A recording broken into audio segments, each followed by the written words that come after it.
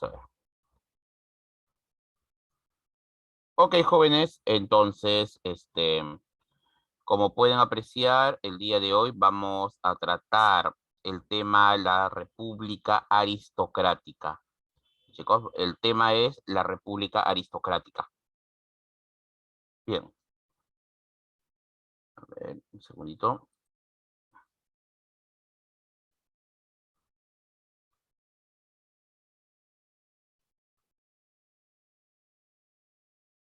Ya está. Ahora sí.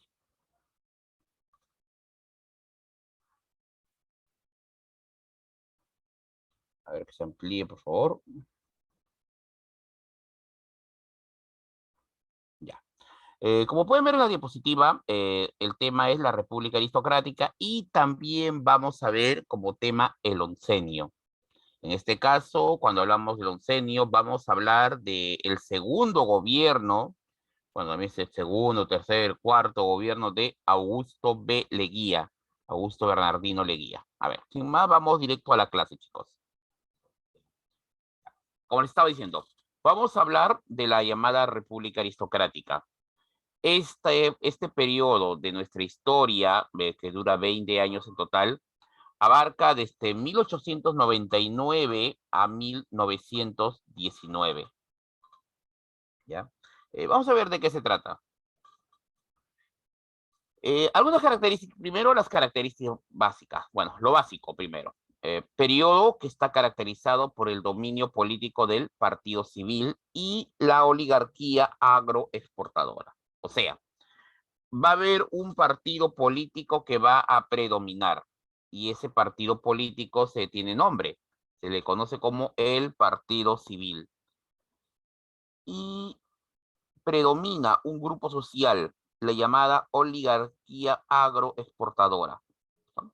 En este periodo se habla, por ejemplo, de los llamados varones del azúcar, las grandes familias, ¿no?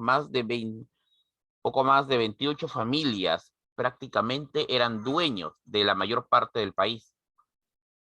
Ellos formaban parte de la oligarquía. El término república aristocrática fue acuñado por el historiador peruano, por el historiador tacneño Jorge Basadre. Él fue quien acuña el término república aristocrática para referirse a este periodo de tiempo. Otro nombre que se le llama es segundo civilismo, y eso para poder diferenciarlo del primer civilismo. El primer civilismo ocurrió antes de la Guerra del Pacífico, con el triunfo del primer presidente civil, Manuel Pardo. ¿Ya, chicos? Con el triunfo de Manuel Pardo es el primer civilismo. Eso fue antes de la Guerra del Pacífico. Luego vino la Guerra del Pacífico, vino el segundo militarismo, y ahora que finalizábamos el siglo XIX e iniciábamos el XX, empezaba el segundo civilismo. Por segunda vez en la historia del Perú, nuestro país será gobernado por civiles. Será un periodo de estabilidad política, por así decirlo. Y ahora que hablamos del partido civil, ¿quiénes lo integran? Bueno, aquí en este partido vamos a encontrar hacendados del azúcar, los terratenientes. Básicamente estaban divididos en dos grupos, hacendados del azúcar y hacendados del algodón, terratenientes de azúcar, ¿no? Los que sembraban azúcar, los llamados varones del azúcar, vivían en la costa norte, principalmente, y bueno, aunque también llegaban hasta Ica, y los que se dedicaban al cultivo del algodón, al sur. Te cuento, los que producían algodón no ganaban tanto como los que producían el azúcar, pero era la actividad que más beneficios generaba para la población. ¿Ya? Era la actividad que mayor beneficio generaba para la población.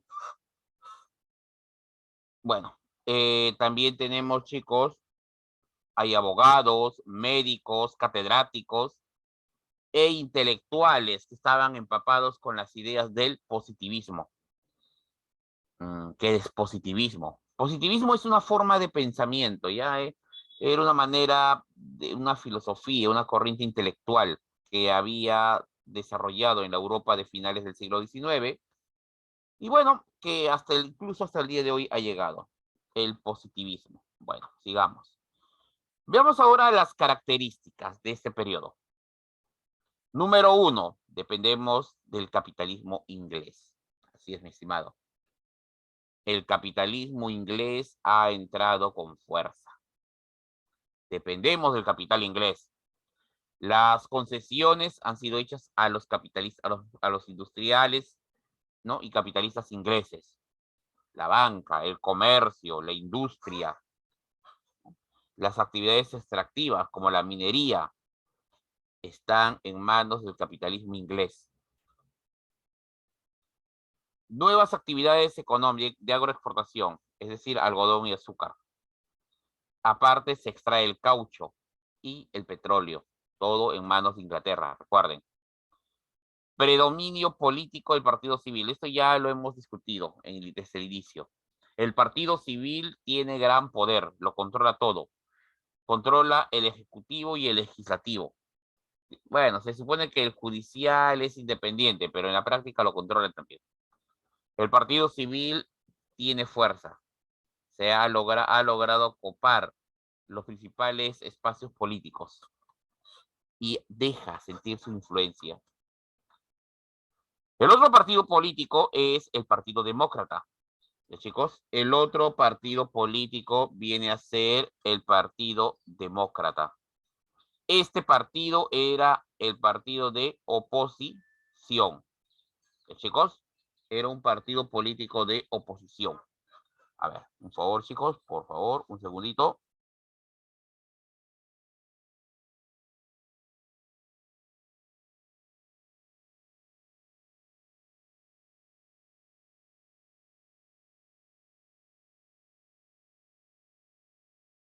Bueno, como les estaba diciendo, el otro partido en importancia era el Partido Demócrata, o algunos le llamaban el Partido Pierolista. Bueno, en honor a su fundador, don Nicolás de Pierola, a quien tenemos en imagen.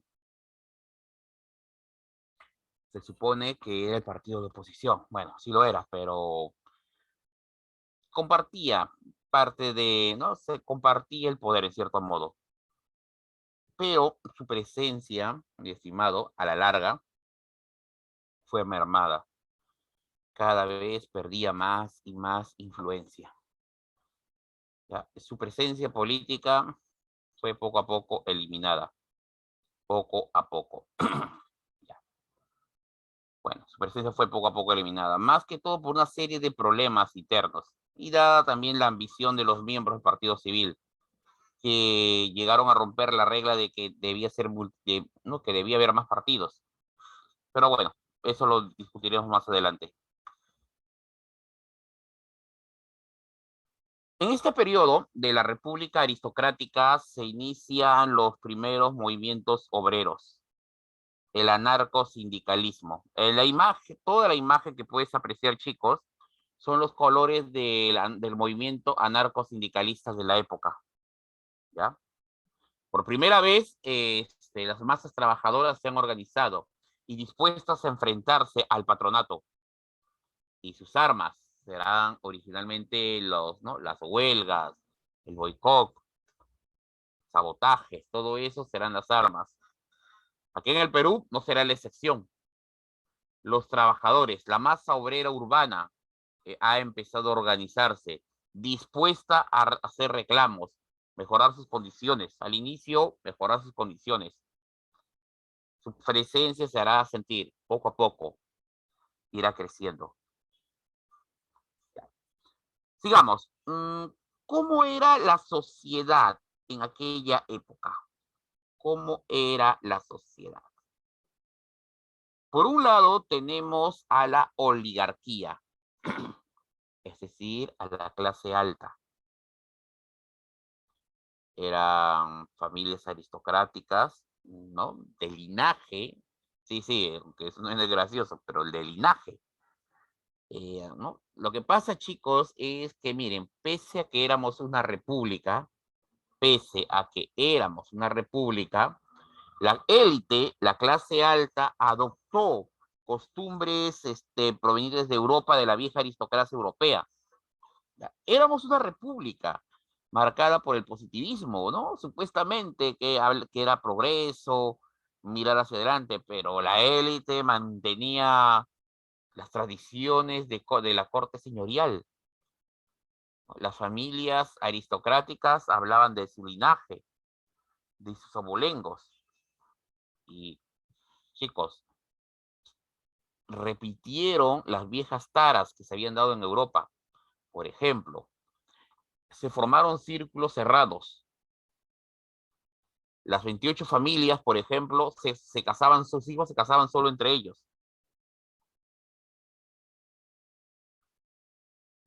Le cerraban el paso a cualquier otro miembro que tratara de ascender. Le cerraban el paso. ¿Ya? Entre ellos se repartían los altos cargos políticos. Monopolizaron el Estado en beneficio propio. Y eso, mi estimado, no es aceptable en una república. Y más si quieres que esta república avance. Pero ellos lo hicieron. Cerraron totalmente. Y eso se convirtió en un problema que se fue arrastrando poco a poco hasta muy entrado, hasta finales, casi hasta fines del siglo XX, ¿no? Donde los gobiernos dictatoriales, ¿no? De la época, los dos últimos gobiernos dictatoriales, tanto de Velasco como de Fujimori, ya les dieron las estocadas finales. Pero bueno, esa fue la vieja oligarquía. Bueno, que para ser justos, desde Leguía, para ser justos, en realidad casi todos los dictadores fueron los que le dieron las estocadas a la oligarquía. La clase media, inmediatamente estaban por debajo, compuesta por profesionales, casi todos liberales. Bueno, no dependen del Estado, así que son liberales. Y miembros de la burocracia, estos sí dependen del Estado. Los burócratas trabajan para el Estado. Era una costumbre hacer todo lo posible para entrar a trabajar para el Estado. ¿Ya? Los que eran liberales se dedicaban para trabajar para las firmas comerciales de importación, exportación, bancos y almacenes de Lima y Callao. Ya era, en aquella época trabajar para una empresa era muy importante, para una compañía, era prácticamente te abría las puertas, era la clase media. ¿Ya?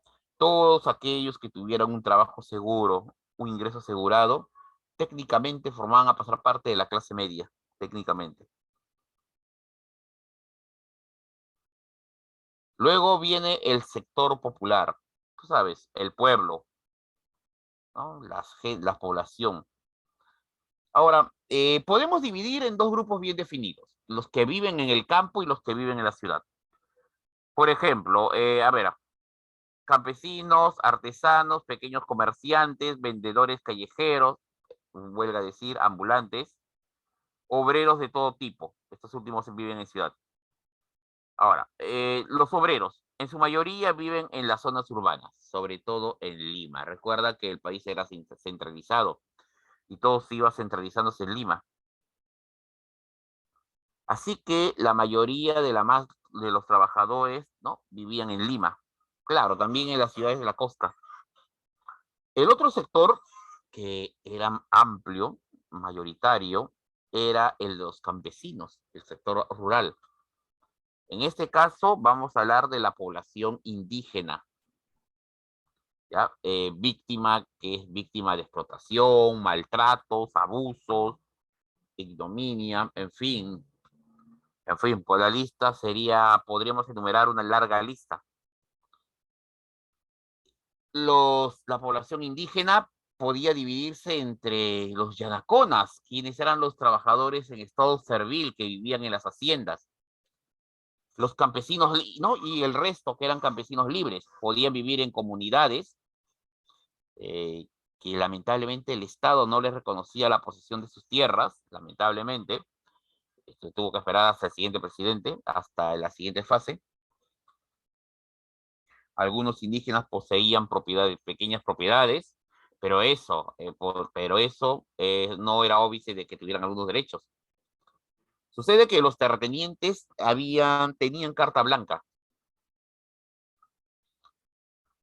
los hacendados de la sierra, o gamonales, como los llamaron en su época, tenían carta blanca para hacer lo que quisieran.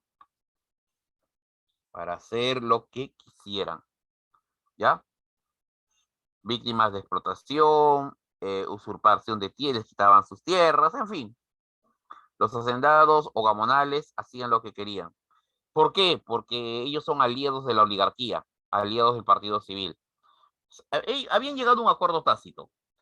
Los oligarcas que controlaban desde Lima les daban carta blanca a cambio de que ellos controlaran el interior y no interrumpiesen o molestasen a Lima.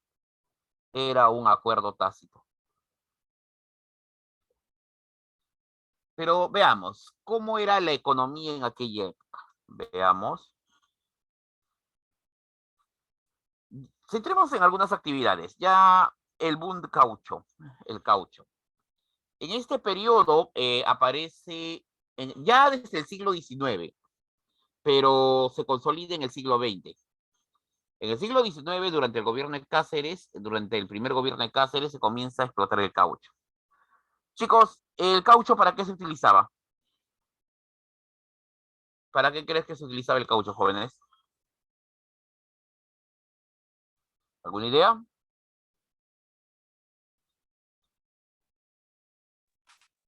Mira. ¿Para los minerales? Uh-huh.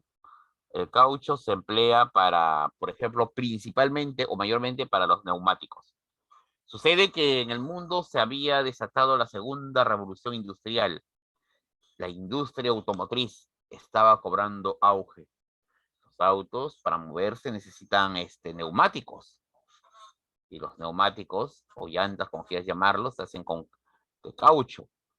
Y mira, el Perú tenía una Amazonía rica en caucho.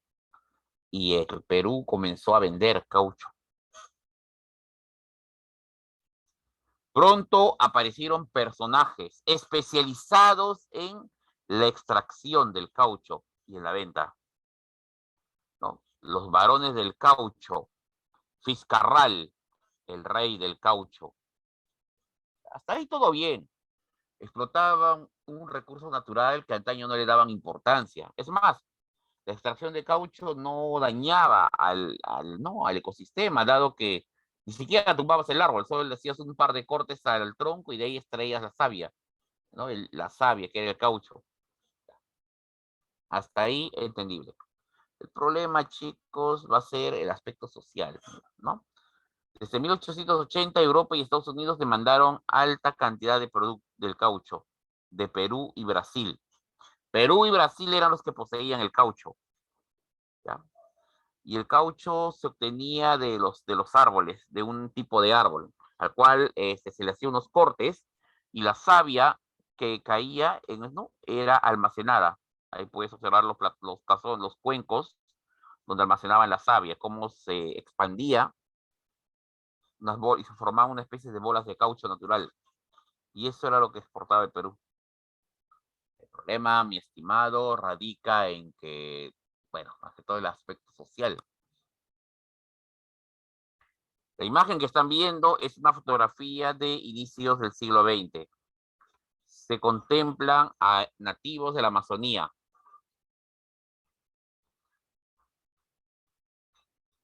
Que están obligados a trabajar en condición de semi-esclavitud. Ni siquiera los alimentaban, ni siquiera los alimentaban bien, o ni los cuidaban. Trabajaban en la extracción de caucho, ¿ya? En condiciones infrahumanas. Una técnica para obtener trabajadores era la correría, por ejemplo. Consistía en que los caucheros, rifle en mano, entraban a las aldeas y secuestraban a todos los varones que podían llevarse para que trabajaran en la extracción del caucho. Tú dirás, ¿y por qué no llevaban personal de Lima, personal trabajador de aquí? Bueno, una de las razones por la que no llevaban era que el clima. Los trabajadores de la ciudad no se adaptaban al clima de la selva. Así que era más fácil a capturar personal de la zona, nativos de la zona, y obligarlos a trabajar. Bueno, comprenderás que cuando, ya, comprenderás cuando esta noticia de las correrías que hacían los varones del azúcar llegó a Lima, la gente puso el grito al cielo, ¿no? Comprenderás. Cuando comenzaron a llegar, sobre todo esta foto, como se publicó, aquí en Lima, los intelectuales, la prensa, bueno, la iglesia, pusieron el grito al cielo, ¿no? Exigieron que el Estado, que el gobierno tomara medidas, exigieron que es castigo a los responsables. Una pregunta, chicos, ¿cómo crees que el gobierno el gobierno de la República Aristocrática resolvió el problema de la correría? Imagínate, entraban a las aldeas, atacaban a las aldeas y se llevaban a todos los que podían para que trabajaran. ¿Cómo crees que lo resolvió? Con pena de muerte. Si quisiéramos. Ya. Se supone que atacar una aldea y secuestrar a las personas es ilegal. Eso queda ya sobreentendido. El gobierno creó la habilitación, o sea, lo volvió, en pocas palabras, creó una autorización para que puedan hacer eso, o sea, lo legalizó. Y listo, ahora era legal. Vizcarral y Arana, Julio César Arana ahora tenían permiso para atacar las aldeas. O sea, legalizaron. Como ya es legal, pueden hacerlo, está de acuerdo a la ley. Y asunto resuelto. Sí, aunque en aquella época podían hacer eso. En aquella época podían hacer eso y más todavía. Como te dije, era una época terrible, no, a veces chicos, para que me entiendan, la idea de los derechos, la idea de los derechos es reciente, si tú te has dado cuenta, puedes conversar con tu abuelo o con tus padres y ellos te van a contar cómo eran en el pasado, cómo eran, ¿no? Cuando hablabas de derechos, ¿no? Se echaban a reír, ¿eh? Eso no existía. Sigamos, minería, esta es una foto de la época también. La minería revivió después de la Guerra del Pacífico, ¿ya? La minería revive después de la Guerra del Pacífico. ¿Ya, chicos? Se abren nuevas minas. Sobre todo fueron los norteamericanos quienes trajeron nueva tecnología para extraer mineral. En la imagen es una mina de la época, Cerro de Pasco en la época, ya de ese periodo. Ahora, te cuento un dato, una curiosidad de la época. En Estados Unidos, las minas eran considerados como centros de explotación y de abuso, ¿ya? Se consideraba de que en las minas la gente era sobreexplotada, les hacían trabajar 8, 9, 10 horas y que la paga era pésima. Eso se consideraba en Estados Unidos. Y los empresarios norteamericanos vinieron al Perú justamente con esa idea. Chicos, la pregunta es, los campesinos de la sierra, ¿dónde preferían trabajar en esa época? ¿En una mina o en una hacienda donde estaban en condición de servidumbre? ¿Dónde crees que preferían trabajar los campesinos? Los indios de aquella época. Ya te digo, en Estados Unidos consideraban que la mina pagaba poco y era el trato un abuso. Ya, así que cuando las minas se trasladaron al Perú, trasladaron eso. Sucedió una paradoja.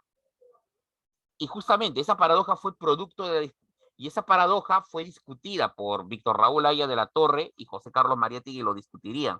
Vamos a hablar de ellos más adelante. Así es, Montoya. La población indígena prefirió trabajar en las minas. La explicación era muy sencilla. Cuando Mariátegui habló de, mire, José Carlos Mariátegui, en el debate que tuvo con Aya de la Torre, le dijo, Mariátegui dijo, el Perú tiene que iniciar la revolución, ¿sabes? Apuntando hacia el comunismo, crear un Estado comunista, socialista, comunista en nuestro país, al estilo de la Unión Soviética.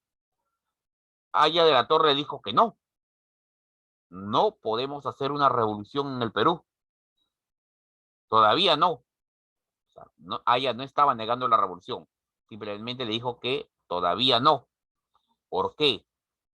Porque sencillamente no iban a obtener el apoyo de un sector de la población, en este caso la población indígena. ¿Cómo puedo hacer una revolución en contra del abuso si la población indígena prefería ir a trabajar a la mina voluntariamente, dado que las condiciones de trabajo en la mina eran mejores que de las haciendas? O sea, para que entiendas, puede que en Estados Unidos la mina sea un abuso, pero aquí en el Perú, en comparación a cómo eran tratados en las haciendas, o cómo el propio Estado, mira, que fue capaz de legalizar la habilitación, legalizar ¿no? La esclavización de pueblos indígenas, que fue capaz de legalizarlo. Los indígenas se sentían más seguros en las minas ante la explotación de los norteamericanos, ¿no? Ya dado que estos les pagaban un sueldo bajo, pero bajo para los estándares de Estados Unidos, no para nosotros. O sea, ¿no? Puede que en Estados Unidos la paga sea ínfima, pero acá en el Perú, al cambio, era relativamente alta. El trabajo sí era extenuante, pero los indígenas consideraban que la paga lo compensaba. Aparte, era costumbre de los norteamericanos que una vez un trabajador entrara a sus empresas, entregarles uniformes, entregar para que sus trabajadores identificarlos. Solo imagínate un campesino que en su vida usó solamente hojotas, pues, ¿no? Esas hojotas que apenas sí le cubrían los pies. De pronto entraba a trabajar en la mina y le daban un par de, ¿no? Le daban hasta dos pares de botas, casco, ropa de mina, que son, ¿no? Ropa de mejor calidad. Eran alimentados. Esos tipos ya no querían irse. Comenzó así a surgir una especie de una relación interesante hacia las minas en aquella época. Estoy hablando de la época, pero hay que considerar que los abusos a los cuales estaban expuestos eran peor todavía. O sea, para que veas cómo era la situación. Por esa razón, Aya de la Torre le decía, va a ser imposible convencer a los indígenas de una revolución e irse contra las empresas mineras. Muchos indígenas se van a negar a unirse y van a defenderlos, porque van a considerar que ahí están mejor. Y ese fue uno de los puntos del debate entre Aya y Mariátegui. Otra actividad fue el petróleo, que ya había empezado también en la época de Cáceres. El petróleo empezó a ser extraído en Tumbes y en Piura. Chicos, para 1904 la explotación corría por cuenta de la Standard Oil, ¿ya? En los yacimientos de La Brea y Pariñas. Su demanda, chicos, se fue incrementando poco a poco. Ahora, pero en sí, la primera empresa no fue la Standard Oil, fue la International Petroleum, ¿no? Perdón, la primera empresa fue la London Pacific, que fue vendida posteriormente a la Standard Oil. Debido a que habían leyes ya contra el monopolio en Estados Unidos, la Standard Oil cambió su nombre en el Perú. Ya no se llamó Standard Oil, se llamó International Petroleum Company, o IPC, la IPC. Esto será un problema para nosotros, ya que la IPC prácticamente se hizo dueña de todo lo que es Talara, La Brea y Pariñas. Prácticamente, era un estado dentro del estado peruano. Y provocó todo un pleito que llegaría hasta que fue resuelto en la época de Velasco, cuando expropiaron los territorios, esos terrenos. Bueno, vamos a ver ahora a nuestros presidentes, a nuestros mandatarios, a los que nos gobernaron. El primero es Eduardo López de Romaña. Gobernó desde 1899 a 1903. Quizás una de sus principales obras, bueno, para ser justo, no fue obra de él. Un par de años antes, Piérola había establecido el patrón de oro.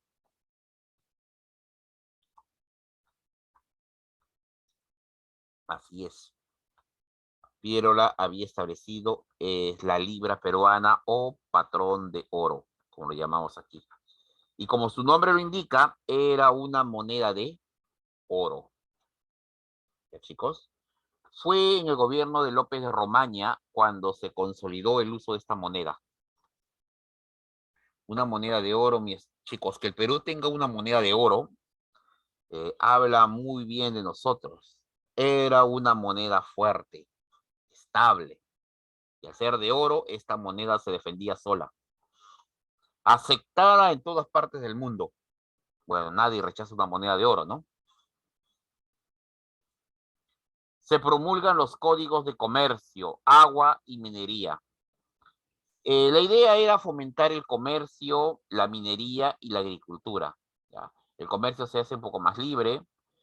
La minería también. El que nos interesa es el código de aguas. No es el mismo que hoy en día tenemos, no. Sucede que el agua se convirtió en propiedad del dueño de la tierra. Es decir, si por tu casa, si tú tenías una hacienda, un fundo, y dentro del fundo había una laguna, esa agua era tuya. ¿Ya? Si dentro de tus tierras, dentro de tus linderos, está una montaña, ¿no? Aunque no lo creas, los terratenientes eran dueños de grandes territorios que abarcaban provincias enteras.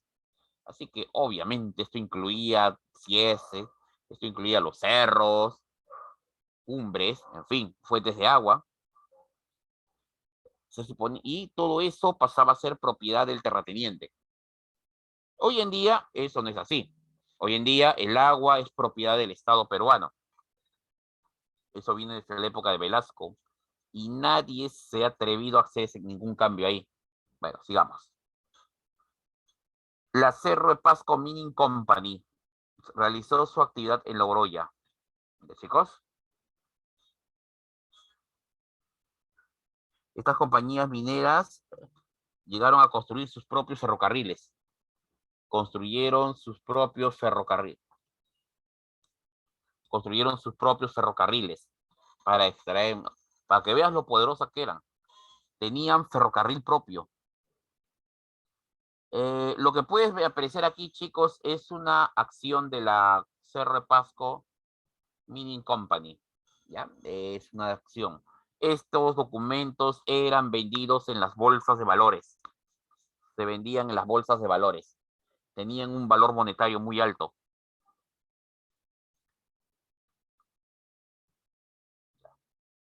Se funda la Escuela de Grumetes de la Marina.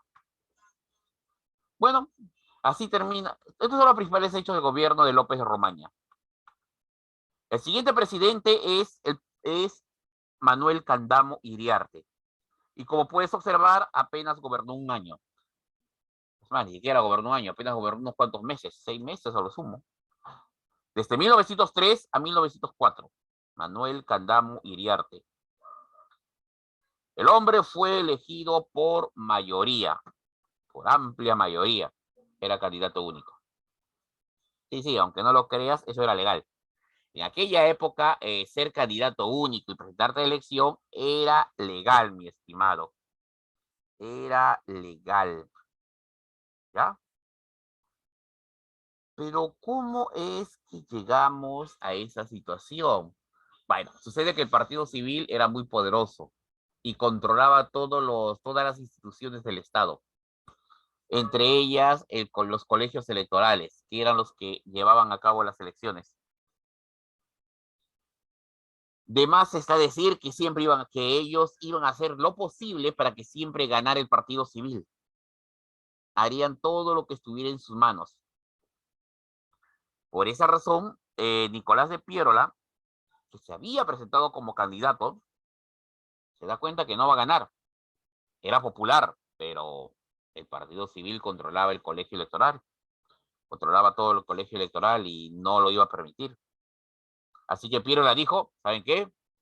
Para que yo no voy a apoyar este fraude. Así que me retiro. A ver, que hagan elecciones con un solo candidato. Y lo hicieron, con un solo candidato, con Candamo. En la imagen se puede ver cómo era la época, cómo se votaba en aquella época.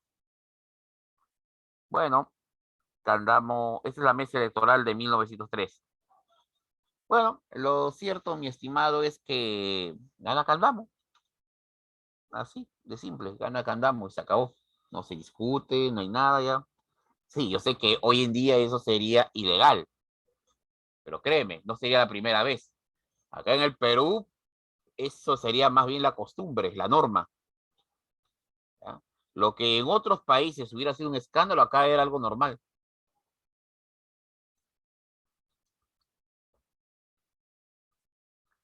Se inaugura el primer ferrocarril eléctrico transurbano, vale decir, el tranvía. Muchachos, en imagen pueden observar el tranvía. Así es, ese era un tranvía. Tenía el tamaño de un bus actual. Si van a evitamiento, van a ver unos buses grandes, celestes, que le llaman el chino. Bueno, en realidad buses grandes de este tamaño. Así era el tranvía. Se movía sobre rieles y tenía como energía la electricidad, que lo tomaba directamente. Habían varias rutas de tranvía. Todos los viejitos de mayores de 80 años conocieron el tranvía. Cuando tú les preguntas a los abuelitos de 80 años, con nostalgia ellos lo recuerdan. Sí, sí, cuando era niño me trepaba todavía, y me escapaba del colegio y me trepaba al tranvía. Vargas Llosa habla ¿no? En sus obras, a veces recuerda su infancia con el tranvía. ¿No? Incluso hasta para el Día del Padre todavía una canción, ¿no? Creció con tranvía, en la época del tranvía. Bueno, ahora sería el abuelo. Ahora, pero ya, dejando de lado cómo llegó al poder y su obra, vamos a lo que realmente, solo gobernó unos meses, así que no hizo gran cosa, no hizo gran cosa. Solo hizo algo que marcaría el destino del Perú por los siguientes años, por las siguientes décadas, por la siguiente década. Sucede que en el gobierno de Candamo se abrió las puertas a un cambio generacional, ¿sí? El Partido Civil tendría un cambio generacional. Dos jóvenes políticos ascendieron. Se permitió el ascenso de dos jóvenes políticos. José Pardo, hijo del expresidente Manuel Pardo, dicho sea de paso, primer presidente civil del Perú, y no, José Pardo era hijo de Manuel Pardo, de don Manuel Pardo, y el otro era el joven Augusto Bernardino Leguía, ministro de Hacienda, hoy en día sería Economía. Dos jóvenes políticos, bueno, en realidad tenían 40 años, y estaban en base 3, cerca, a punto de entrar a base 4, así que, pero en política eso se considera joven. Bueno, ambos eran miembros del Partido Civil y tenían amplia fuerza. José Pardo, obviamente, al ser hijo del fundador del Partido Civil y miembro de la aristocracia, ¿no? Era el llamado a dirigir por naturaleza al Estado peruano. Augusto de Leguía, en cambio, era miembro de la clase media, provenía de la clase media, había ascendido por mérito propio, ¿no? Había hecho una carrera, era muy hábil, inteligente, tenía notables conocimientos y se abrió paso en la oligarquía. Bueno, se casó con una muchacha ¿no? de la familia de los oligarcas, ¿ya? Una familia de la vieja oligarquía venida menos, aceptó que su hija se casara con Leguía y bueno, eso le abrió las puertas para que veas lo cerrado que era la sociedad en aquella época. Si Leguía no hubiera tenido ese matrimonio, nunca hubiera podido ascender. Bueno, el punto, chicos, es que Candamo muere. ¿Ya? Candamo muere. Muere vicepresidente y se convocan a elecciones. Primer gobierno de José Pardo y Barrera. Así es. De 1904 a 1908. Y se repitió lo mismo que un año antes. Se repitió. Igualito. Pardo gana por amplia mayoría, por abrumadora mayoría. ¿Ya? Profe, ¿pero por qué gana por mayoría? Simple, Pierola tampoco se presenta. Se negó a avalar este fraude. Bueno, el partido civil, la oligarquía quería que gobernara Pardo y ¿a qué puede decir la población? Solo acatar, no le quedaba de otra. Lo prudente era acatar. Bueno, entramos entonces al primer gobierno de Pardo. Se crea la caja de depósitos y consignaciones, el banco, hoy en día es el Banco de la Nación. La reforma educativa, eso sí, el Partido Civil y Pardo tienen un mérito que sí hay que reconocerles. Su mérito es que estos muchachos, estos hombres, sí estaban interesados en la educación. Tenían un interés sincero en la educación.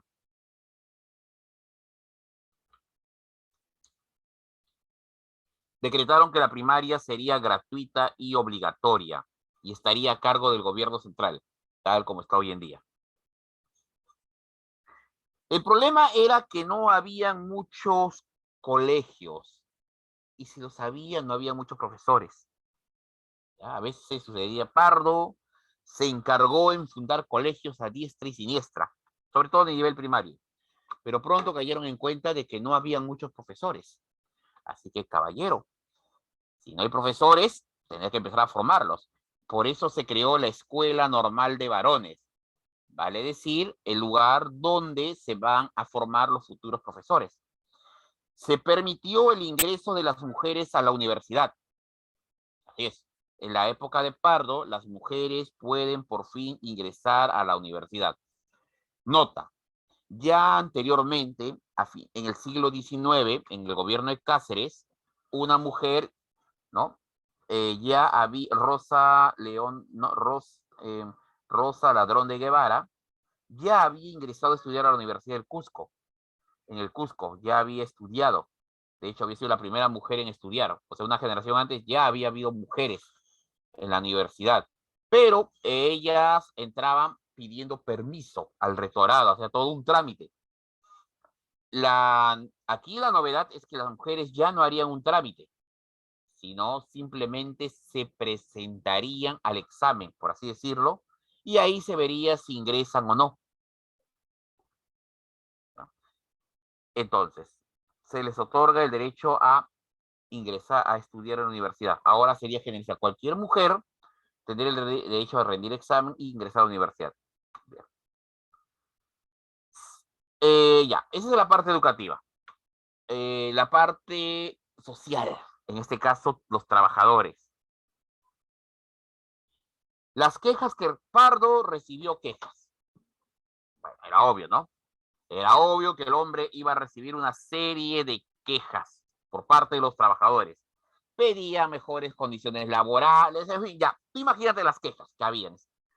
Explotación, largas jornadas del trabajo, pésima paga, inseguridad en el trabajo, maltratos, despidos arbitrarios, niños trabajando, ¿no? Estuve encontrados en la fábrica hasta niños ahí trabajando. Por esa razón, para resolver el problema, se le encargó al diputado José Matías Manzanilla que elaborase un proyecto para resolver el problema de los obreros. Esto se le llama, chicos, así nació el llamado proyecto Manzanilla, o el informe Manzanilla, en honor a José Matías Manzanilla. Chicos, el diputado Manzanilla, José Matías Manzanillas, hay que admitirlo, hizo un buen trabajo. Personalmente visitó la zona de trabajadores, se empapó con todos los problemas, estudió a fondo la problemática obrera, ¿ya? Y después de algunos meses de estudio, Fue el Congreso y expuso ¿no?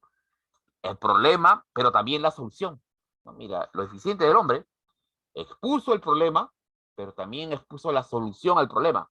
O sea, dijo, ya acá con esto resolvemos todo, muchachos. El proyecto Manzanilla. Chicos, ¿qué decía el proyecto Manzanilla? Bueno, fácil.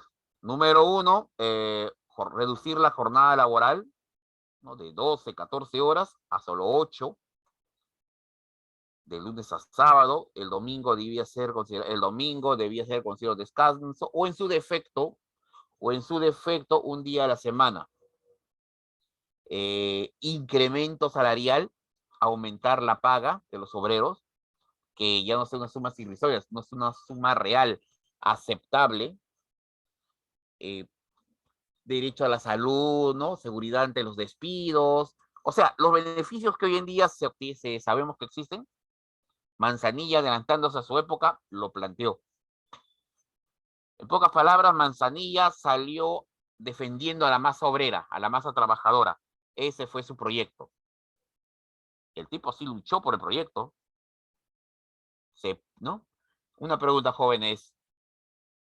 ¿Ustedes qué dicen? ¿El Congreso aceptó el proyecto o lo rechazó? Rechazó. Aceptó. Chicos, quiero que entiendan, recuerden, la oligarquía controla todo el Estado. Imagínate, los mismos dueños de las fábricas, haciendas, estaban en el Congreso. Chicos, cuando Manzanilla terminó de hablar, tuvo suerte de que no lo sacaran del país. Debió haberse sentido, ¿no? Todavía le informaron, yo me imagino que cuando el tipo llegó a su casa, todavía le dijeron que dé gracias que no lo hayan matado. Exacto, Fabián. No lo desaparecieron. Más bien, la broma de la época fue, y que dé gracias que haya salido vivo ese día del Congreso. Chicos, es el inicio del siglo XX. En Estados Unidos abrían fuego contra los trabajadores que protestaban. Y era Estados Unidos, imagínate acá en el Perú. La salió bien librado. Quizás porque su cargo político hubiera sido un escándalo. Pero tranquilos. Él ya había encontrado el problema. Se construyen ferrocarriles, Sicuán y Cusco, La Oroya, Huancayo. Se adquiere los cruceros Grau y Bolognesi. Acá tenemos en imagen. Bueno, Pardo termina su mandato.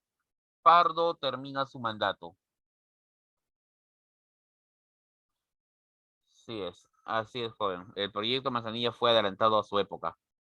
Pero en realidad es que el sufrimiento de la masa obrera era terrible. Hemos olvidado cómo era antes. Las nuevas generaciones, todos, en realidad, hemos olvidado cómo era el pasado. Y muchas cosas cuando nos sorprenden y nos asustan. ¿Ya? Nuestras preocupaciones de hoy en día son mínimas comparado con las preocupaciones de antaño. A ver, chicos, solo para que vean cómo es que la realidad a veces golpea a la población. Pregunta a todo el grupo, ¿cuál es la noticia? ¿Cuál es lo que está en este momento en actualidad a nivel mundial? Ucrania y Rusia. Te doy un dato.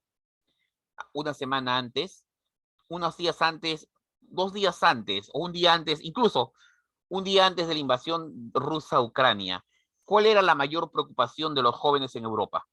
Cuando digo jóvenes, aunque no lo creas, digo de los menores de 40. Desde los adolescentes hasta los 40, hasta los que tienen más de 3. ¿Cuál era su mayor preocupación? Servicio militar. No. Ellos estaban preocupados por los derechos de los animales, porque no hubiera contaminación, por los matrimonios igualitarios, estaban preocupados por todos sus derechos. Ese mismo día muchos jóvenes en sus redes sociales decían, no debe existir el ejército. 24 horas después, los rusos invaden Ucrania y ponen al mundo en vilo. Es como si de pronto les hubieran tirado una cachetada de realidad a todos. Por eso que todos se han asustado. En la época de tus abuelos, una invasión era, ya, uno más. En la época de la Guerra Fría, los países eran invadidos y asaltados a diestra y siniestra y nadie decía nada. El Perú nomás tuvo guerras y enfrentamientos, conflictos armados hasta la década del 90. Y la gente estaba tranquila. O sea, ¿entiendes la diferencia, no? Hemos olvidado pareciera que habíamos olvidado cómo era el mundo. Primer gobierno de Augusto B. Leguía. Ahora vayamos. A ver. Vamos a ver cómo llega Leguía. Bueno, igual. Igual, chicos. Sucedió lo mismo. No hubo candidato de oposición. No, esto todavía no es el oncenio. Esto es su primer gobierno, de 1908 a 1912. El oncenio arranca en 1919. Ya lo vamos a ver ahorita, no se preocupen. Leguía llega a su mandato sin oposición. Bueno, nadie se opuso. ¿Ya? El problema, chicos, es que el Partido Demócrata ya estaba cansado. Los demócratas ya estaban cansados. Los seguidores de Pierola se habían dado cuenta de que la aristocracia, los aristócratas, es decir, el partido civil, nunca permitirían que alguien de su grupo llegase al poder. Ya se dieron cuenta de eso. Era obvio, después de 3 elecciones donde el partido civil manipulaba todo, ya pues te das cuenta de que no están haciendo trampa. Y a menos que hagas algo, esto va a seguir así. El problema es de que eligieron a la peor persona para quien intentarle el golpe de Estado. Sucede que Leguía era autoritario. ¿Ya? Ese es el detalle.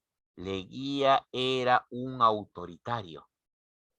Ese carácter autoritario de Leguía hizo que éste se peleara con el Partido Civil. Para que veas, se peleó con su propio partido, discutió con los miembros de la oligarquía, se enfrentó a ellos, ¿ya? Se enfrentó a la propia oligarquía. O sea, Leguía, desde el saque, desde el inicio, quiso gobernar solo. No quería que nadie le diga nada. Así, para que lo entiendas. Hasta el día de hoy se hace la comparación entre Leguía y Fujimori. Y todos dicen, los dos fueron cortados con la misma tijera. Los dos. Tenían el carácter igualito. Y Leguía no, y al igual que Fujimori, no permitiría que nadie estuviera por encima de él. Se peleó con el Partido Civil. Ni bien había empezado su gobierno, se pelea con el Partido Civil. Y mira los civilistas. Los civilistas simplemente abandonan a Leguía a su suerte. Y esto es aprovechado por los demócratas. Carlos Pierola, hermano de Nicolás de Pierola, decide liderar un motín, encabezar una sonada. El 29 de mayo de 1909 secuestraron a Leguía. El plan era sencillo: secuestrar al presidente y obligarlo a renunciar. Leguía se negaría a renunciar, obviamente. Una pregunta, chicos. ¿Hoy en día a alguien en su más sano juicio se le ocurriría secuestrar al presidente? Hoy en día, ¿a alguien se le ocurriría hacer eso? ¿Intentar secuestrar a un mandatario? No, no. Pero mira, en 1909 les pareció una buena idea y lo hicieron. Acá tenemos una foto de la época. Quiero que entiendas que también Leguía fue abandonado. La oligarquía Leguía se había peleado con la oligarquía. Simplemente la oligarquía le bajó el dedo a Leguía, diciendo, no, caíste. Los amotinados asaltaron Palacio. Así es. Capturaron a Leguía. Lo pasearon por todo Jirón de la Unión. Lo pasearon por todo Jirón de la Unión. Lo vejaron, lo humillaron. Los testigos hablan que Leguía fue capturado prácticamente sin camisa, sí, a pecho descubierto fue capturado. Y así fue paseado por las calles. Imagínate al presidente cómo lo estaban tratando. Era el presidente. Lo llevaron a viva fuerza hasta la Plaza de la Inquisición, hoy en día el Congreso. Y ahí mismo le entregaron un documento diciéndole, firma. Leguía agarró el documento y lo rompió gritando, no firmo. Ese documento era una carta de renuncia. Chicos, ese documento era una carta de su renuncia. Acá vemos un grabado de la época. Este es un grabado de la época. Chicos, es un grabado de la época. No es una foto, es un grabado. En el centro se ve a Leguía rodeado por los peronistas que lo están amenazando. ¿Ya?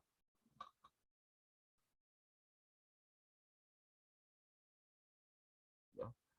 Acá en el centro observamos a Leguía siendo amenazado por los peronistas que lo rodean y le exigen que firme su renuncia. Al fondo, ¿no? Una pregunta. Chicos, ¿notan algo extraño en el... Miren, entraron a Palacio, secuestraron al presidente, lo pasearon por Girón de la Unión, lo llevaron a golpes hasta la plaza, hasta el Congreso. ¿No notas algo extraño aquí? Fue muy fácil, ¿no? ¿No te das cuenta que fue demasiado fácil?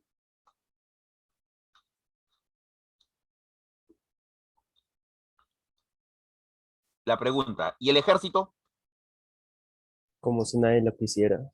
Exacto.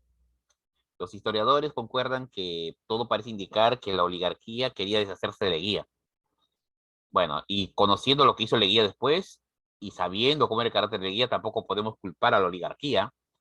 Leguía fue quien acabó con ellos, les puso las primeras estocadas bien fuertes.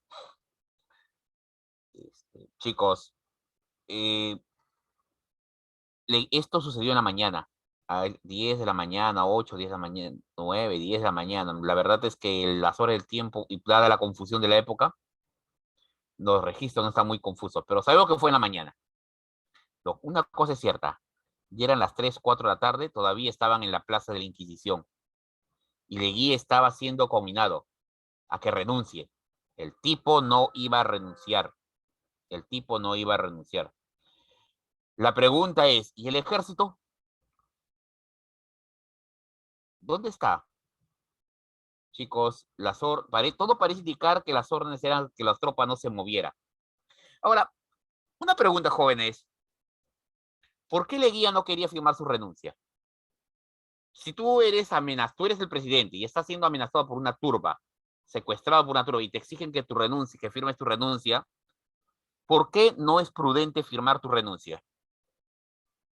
Se apoderarían de todo. No, eso es irrelevante. Una turba no podría ser. La razón es muy simple, chicos. Si Leguía firma su renuncia y muere, después es asesinado, simplemente ha muerto una persona más. ¿Entiendes? Si Leguía firma su renuncia y muere, ha muerto una persona más. Pero si Leguía no firma y es asesinado, ha muerto el presidente. Y eso es un delito grave, es un magnicidio. O sea, lo que estamos defendiendo aquí no es a la persona, es al cargo. ¿Entienden? Es el cargo. Leguía no podía morir mientras estuviera investido con el cargo, y eso lo sabía Leguía, y eso lo sabían los soldados.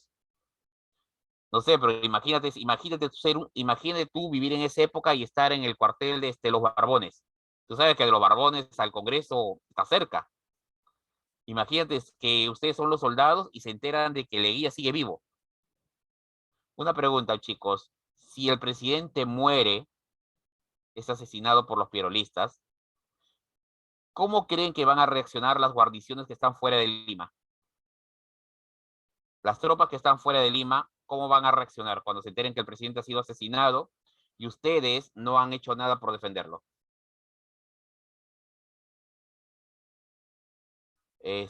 ¿Consideran que ustedes son parte de los rebeldes? La respuesta es sí. Ustedes estaban muy cerca y no se movieron para defender al presidente. Automáticamente eso los convierte en los rebeldes, quieran o no. Y tú ya sabes, y sobre todo en esta época, el castigo que sería para los rebeldes, ¿no? El castigo sería terrible. Las tropas que están fuera de Lima no dudarían en tomar la ciudad por la fuerza e imponer el orden marcial. Habrían castigos ejemplares. Y los soldados que no defendieron al presidente serían considerados como parte de los rebeldes. Bueno, al final, cerca de las ya en la tarde, el alférez Enrique Gómez, al mando de la caballería, y todo parece indicar en contra de los oficiales, de los altos oficiales, decidió rescatar al presidente.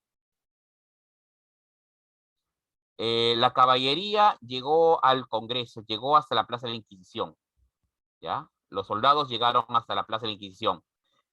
En un hábil movimiento lograron rodear a los lograron rodear al presidente, matando a los pirolistas que estaban a su alrededor. Se estima que más 100 de ellos caerían en ese momento. Leguía fue rescatado.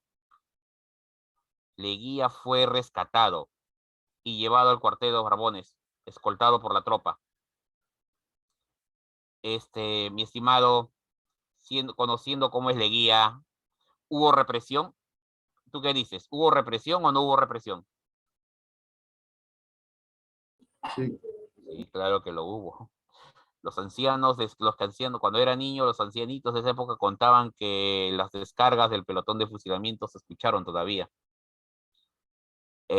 Ya en la noche, Leguía lanzó su discurso. Quiero que entienda que en esa época el discurso tenía que hacerse en vivo, en la Plaza de Armas. Toda la población de Lima. Lima era una ciudad pequeña en esa época, pero cuando se anunció que Leguía daría su discurso en la Plaza de Armas, créeme que casi toda la ciudad quiso ir a escucharlo. La razón era más obvia. Tú no querías ser contado con los rebeldes. Querías estar ahí al lado del presidente. Sabías que la represión iba a ser fuerte. ¿Ya?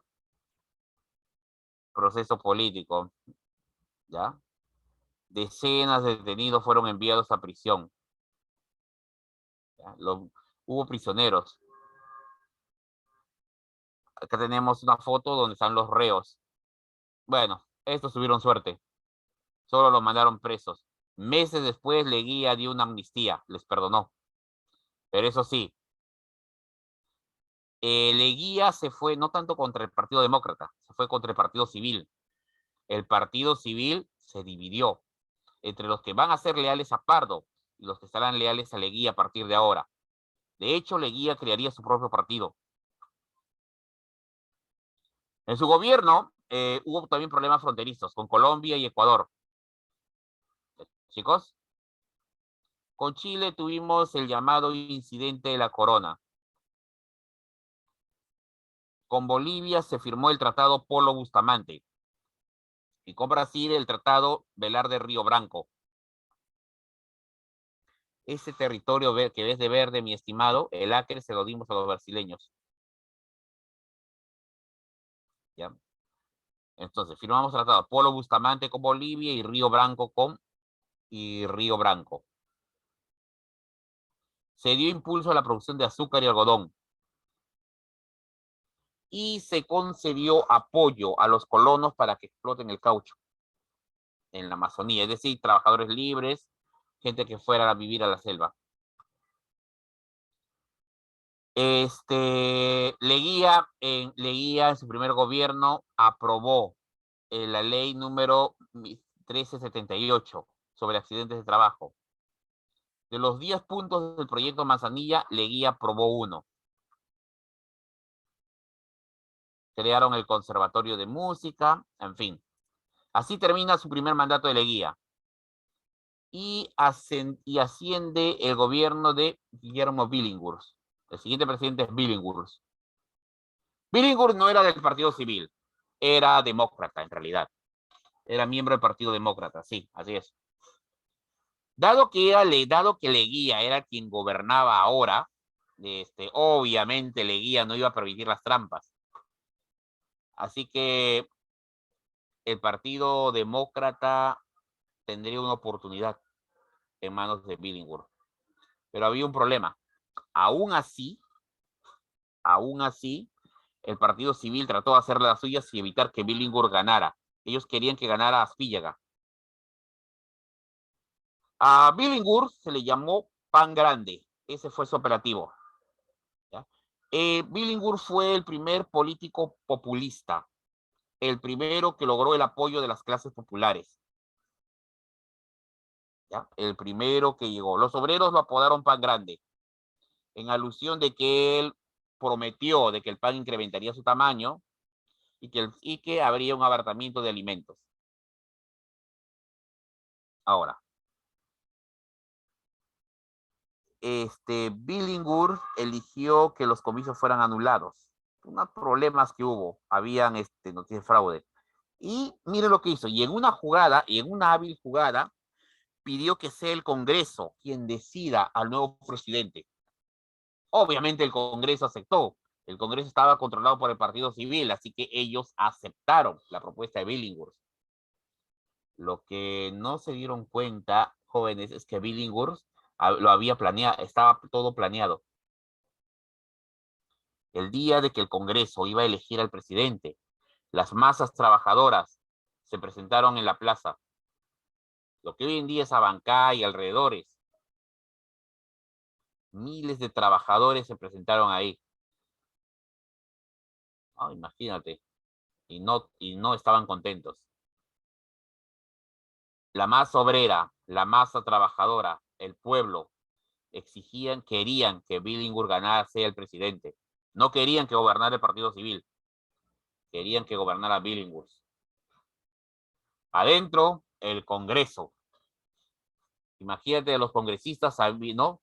Viéndose que afuera está una turba enorme, prácticamente toda la masa trabajadora. Ellos saben que si votan a favor de Aspíllaga, nada ni nadie detendrá a los trabajadores, quienes serán capaces de asaltar el Congreso. El ejército no se va a meter. Después de lo que pasó con Leguía, no, el ejército no creo que tenga interés en defender el Congreso. Así que el Congreso, presionado por las masas, accedió a que Billingur ascienda a la presidencia. Pero eso sí, Billingur no tenía mayoría en el Congreso. Se esperaba las siguientes elecciones para que Billingur tuviera mayoría. Mientras tanto, Billingur hizo honor a su palabra. Reivindicó los derechos de los obreros. ¿Ya? La clase trabajadora se vio alentada en hacer reclamos. Se establecen las 8 horas de trabajo para los obreros del Muelle del Callao. 8 horas para ellos. En su gobierno coincide con la apertura del Canal de Panamá. Billingur implanta el curso de religión católica en los colegios, el curso de religión en los colegios. Se funda la Escuela de Enseñanza Doméstica destinada para las mujeres de escasos recursos económicos. Sí, ese fue el título. Escuela de Enseñanza Doméstica para las mujeres. Aunque en la práctica era igual, simplemente era el nombre en la práctica. ¿Ya? Empresa de agua potable, se da para hasta el día de hoy. Bueno, durante su gobierno muere Pierola. Pero vayamos a lo más importante, el Congreso.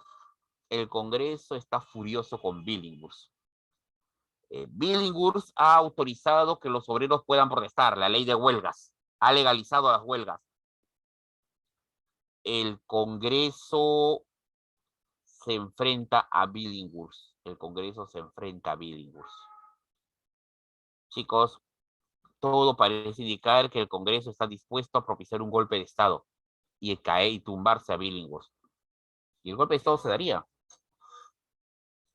El golpe de Estado se daría. Estamos en 1914. El Congreso ha ido a tocar las puertas de los cuarteles a exigir un golpe de Estado. Los rumores de que se daría un golpe de Estado esta semana fueron fuertes. Es más, el golpe de Estado fue un pronunciamiento y Billingur, ¿qué haría ante un golpe de Estado? Bueno, lo que pasó, chicos, es que los líderes obreros, los líderes de los sindicatos, hablaron con Billingur. Le exigieron a Billingur que abriera la armería. En pocas palabras, que le entregara armas a los obreros para que los obreros defiendan al gobierno. Ese fue el pedido de los líderes sindicales, que Billinghurst armara a los obreros para así estos puedan defender al gobierno en contra de la oligarquía. Normalmente, pero miren, el problema, chicos, es que Billinghurst no aceptó. Billinghurst no era como Leguía, que sí estaba dispuesto a hacer lo que sea por tomar el poder. Billinghurst declaró que no quería que nadie muera por él y renunció, se fue. Los militares asumían el poder nuevamente. Óscar R. Benavides, de 1914. Pero chicos, sería solo transicional, ya que solo querían tumbar a Billinghurst y convocar a nuevas elecciones. Benavides tomó el poder. Fue un breve gobierno. Solo su intención era devolverle el poder al Partido Civil. Bajo el gobierno de Pardo, bajo el gobierno de Benavides, su gobierno coincide con el inicio de la Primera Guerra Mundial. Bueno, estamos ahora, chicos, ahora vamos al último gobierno de la República Aristocrática, para pasar a Leguía. El gobierno de José Pardo y Barrera. Chicos, José Pardo y Barrera. A ver. Muy bien.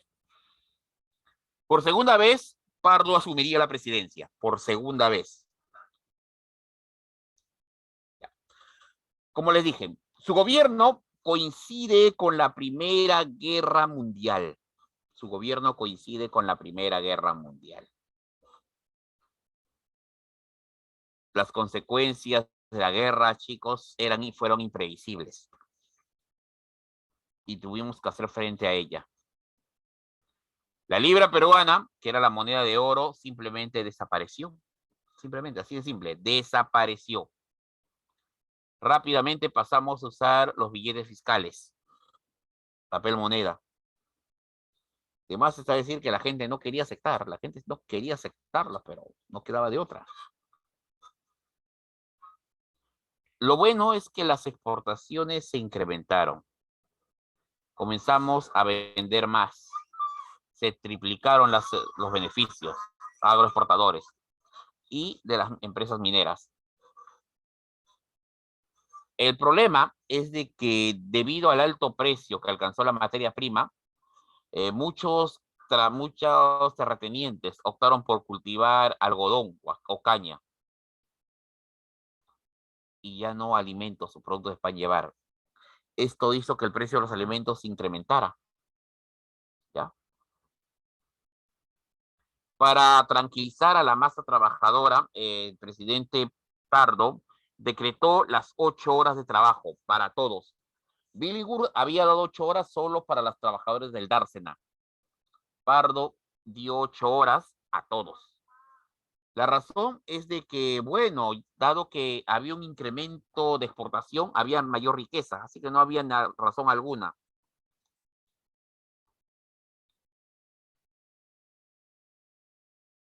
...15 de enero de 1919, ¿no? Las 8 horas. La jornada laboral de 8 horas. ¿Ya? Los servicios, agua, luz, desagüe y teléfono incrementaron su expansión. Se dio una expansión sobre los servicios. Sí, ya había teléfonos en aquella época. ¿Ya? Bueno, acá tenemos una foto de cómo era Lima de aquella época. La Lima de aquella época. Ahora, bajo el gobierno de Pardo, cuando el Estado peruano inició un litigio con la IPC por la cuestión Labrea y Pariñas. ¿Ya?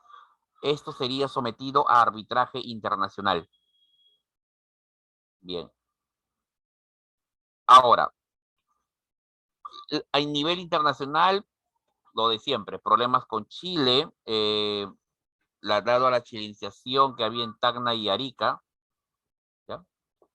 Habían problemas en Chile, ¿no?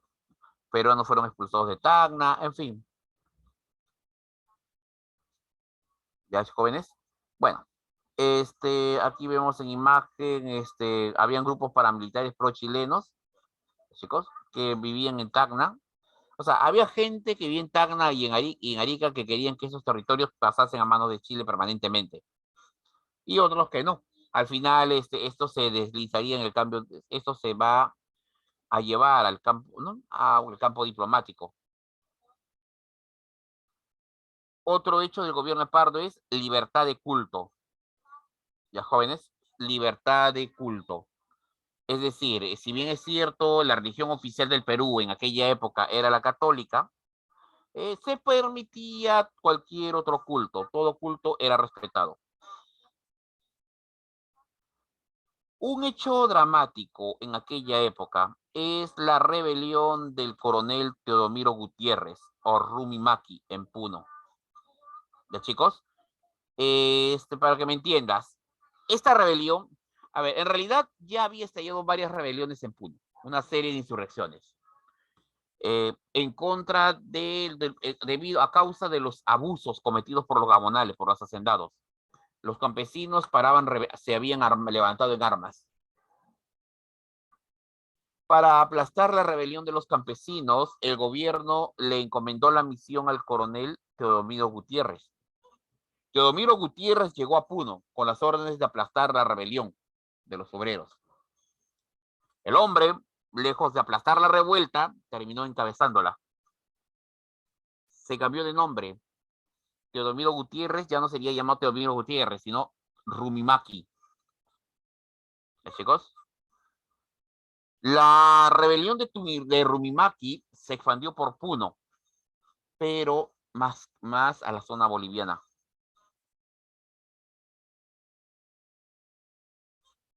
Muy bien.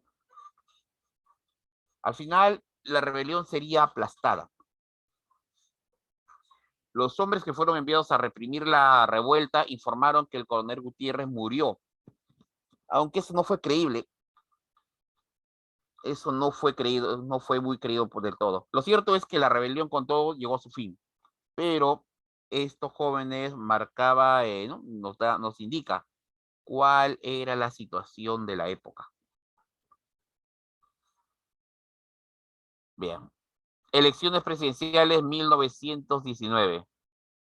Augusto B. Leguía, miembro del Partido Democrático Reformista, ese era el partido de Leguía, se enfrentará a Aspíllaga, miembro del Partido Civil. ¿Ya? Ahora, Leguía iba a ganar. Todos estaban apoyando a Leguía. Pero el Partido Civil no lo va a permitir. Que hará todo lo que sea posible. Se planteó la posibilidad de anular las elecciones. Miren, esta es una caricatura de la época. Caricatura de Leguía votando en un no, en las que reclama que no está su apellido. Así es. Desaparecían apellidos, en fin. Había el peligro de que las elecciones fueran anuladas, pero Leguía no iba a permitirlo. Para julio de 1919, Leguía, apoyado por los gendarmes, es decir, la policía y sus seguidores, da un golpe de Estado. ¿Ya? Da un golpe de Estado. Asume el poder como presidente provisorio e inmediatamente ordena la disolución del Congreso. Pardo, que hasta ese momento era presidente, es apresado y enviado desterrado a Europa. Chicos, se iniciaba el llamado oncenio de Leguía.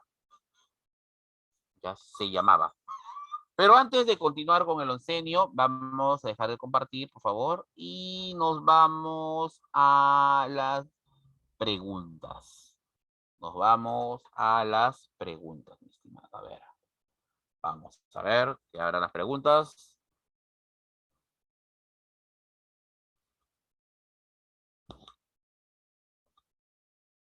A ver que cargue las preguntas.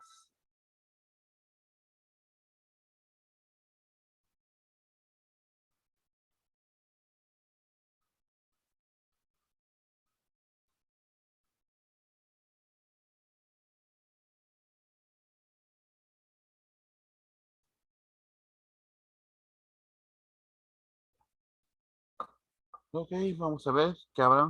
Se no quiere abrir.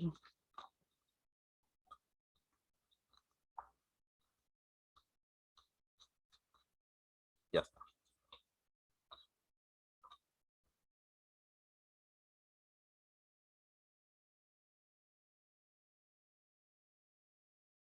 A ver, vamos a desarrollar las preguntas, chicos.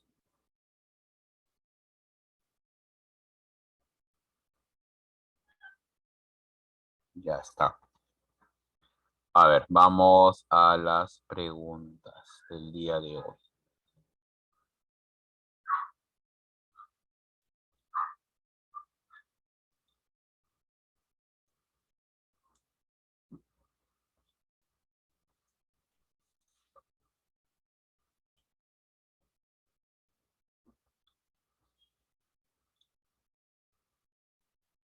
Ya está. A ver, vamos a ampliar.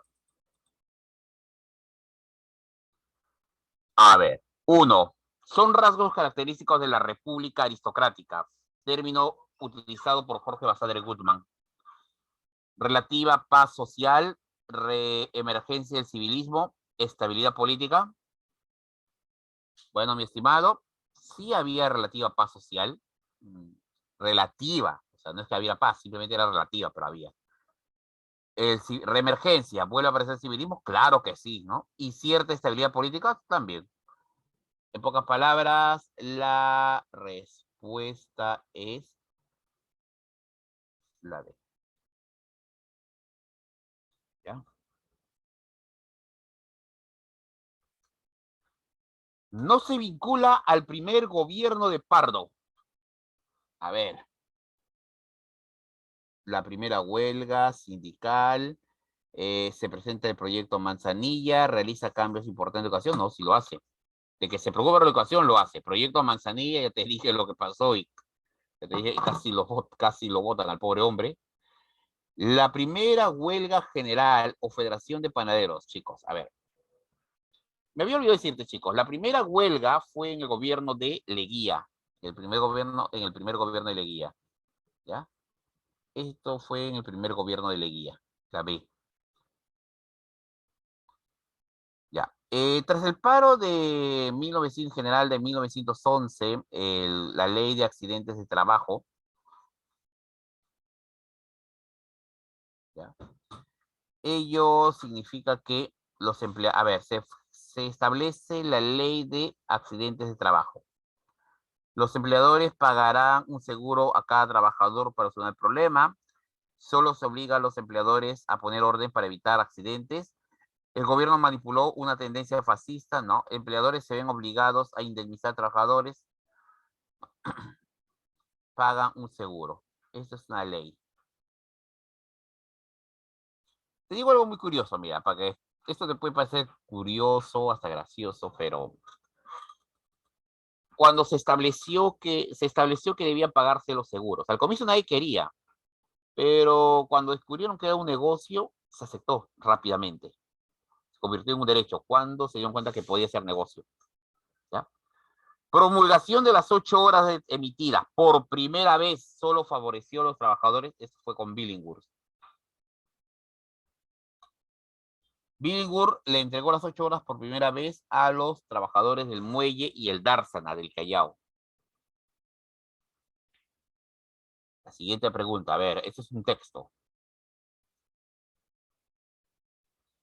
Durante la República Aristocrática, desarrollado en el Perú entre 1899 y 1919, el Perú fue receptor de una serie de inversiones extranjeras, también de empresarios peruanos en áreas de agroindustria, minería, entre otros.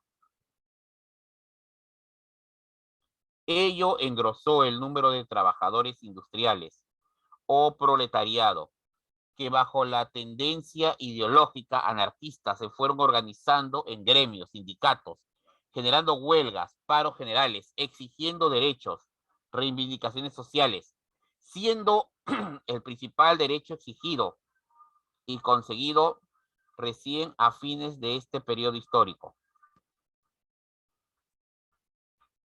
Muy bien. Estamos preguntando, chicos, ¿cuál fue el principal derecho exigido? Bueno, eso es fácil responder.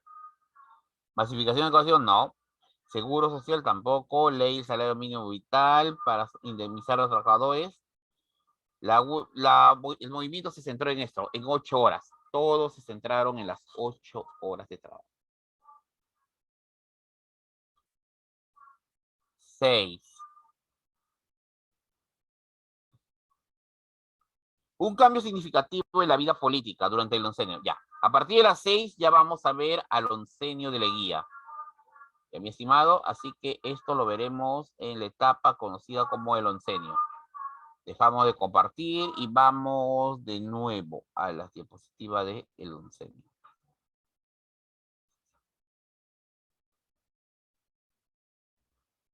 Ya, oncenio de Leguía. A ver, vamos a ver.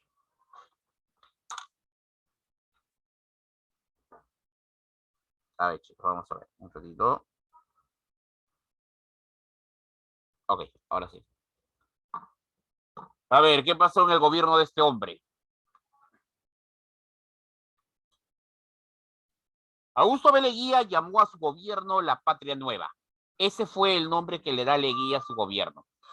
¿Ya? Es un gobierno, bueno, la práctica es una dictadura.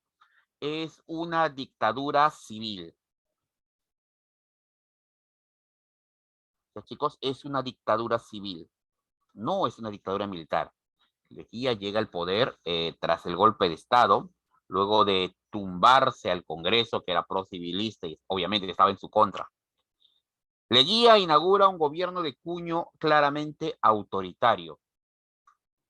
Un gobierno que supuso el fin político de la oligarquía. O sea, la oligarquía fue alejada de la política.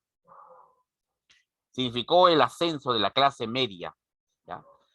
Hasta el día de hoy es casi costumbre y tentador comparar al gobierno de Leguía con el de Fujimori, ya que ambos hicieron prácticamente lo mismo.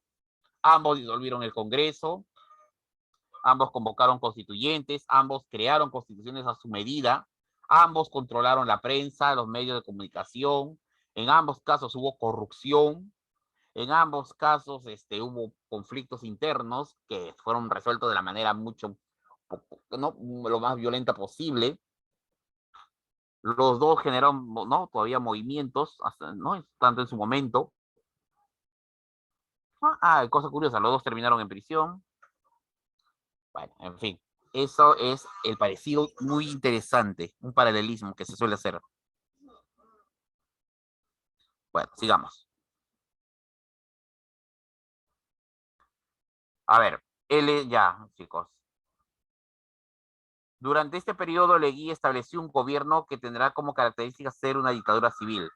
En esta nueva fase, el Perú entró de lleno al siglo XX, produciendo una modernización del Estado peruano que afectará a las distintas capas sociales, para bien o para mal. Lo cierto será que el oncenio trastocó la sociedad peruana. Así es. Toda la sociedad fue trastocada.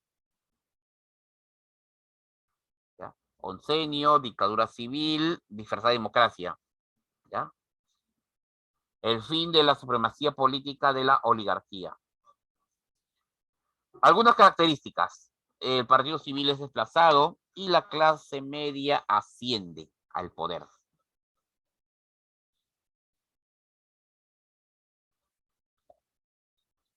Dependencia del capital norteamericano. Empezamos a depender del capitalismo norteamericano. Chicos, empezamos a depender. Hasta ese momento habíamos dependido del capitalismo inglés, pero no. Ahora dependemos del capitalismo norteamericano. Populismo. Eso es algo que llamó mucho la atención. Leguía era un hombre muy populista. Le gustaba tener la simpatía del pueblo. Y hacía todo lo que estuviera, y hacía todo lo que estuviera en sus manos para mantener esa simpatía. En la imagen pueden ver una caricatura de la época, ¿ya, chicos? Una caricatura del momento, ¿ya? En la imagen. Ok. En el aspecto económico, en el oncenio no fue bien. Eso no podemos negarlo. Al menos hasta antes del crack. No fue bien.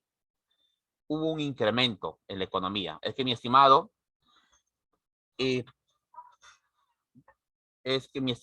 Estados Unidos, que era nuestro principal mercado, entró en el periodo que se le conoció como los años felices. La economía norteamericana empezó a crecer más y más. Chicos, la economía norteamericana creció y Estados Unidos era nuestro principal cliente. Nos compraba prácticamente todo lo que producíamos. Así que jóvenes, bueno, así que chicos, acá tenemos la consolidación del capitalismo. Esta caricatura en realidad es válida para toda América Latina.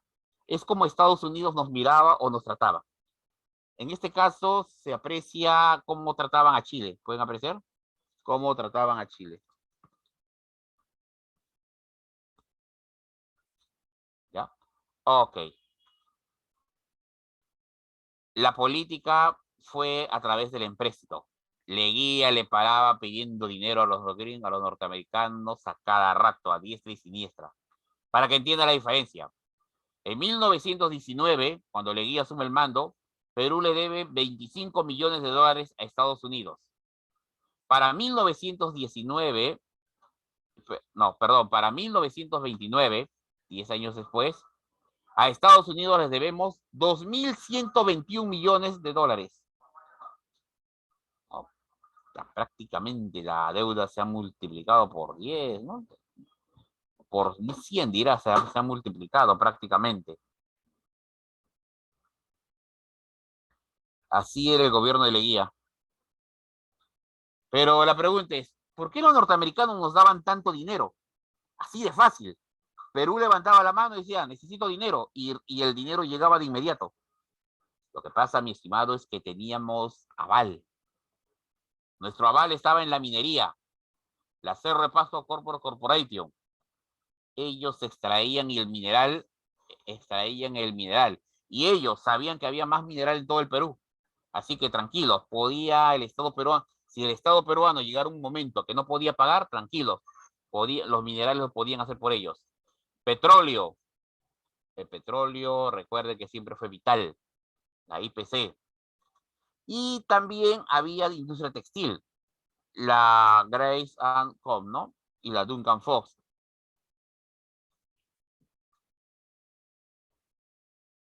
Acá tenemos el petróleo explotado por la IPC, la caña y el algodón. A fin de incrementar la producción de algodón, se hicieron obras de irrigación. ¿Ya? El proyecto Olmos, por ejemplo. Ahora, Leguía aceptó la llegada de la misión Cumberland con el objetivo de reorganizar la economía nacional. Bueno, era obvio que Estados Unidos estaba creciendo económicamente y tenía que hacer reorganizaciones. En sus recomendaciones se impulsa la reducción de los aranceles. Es decir, reducir los impuestos tanto para la exportación como la importación. Y se crea el Banco de Reserva del Perú. Ojo, Banco de Reserva del Perú. No el BCR, sino el Banco de Reserva. Aparecen nuevos bancos estatales, como el Banco de Crédito, el Banco Hipotecario y el Banco de Fomento.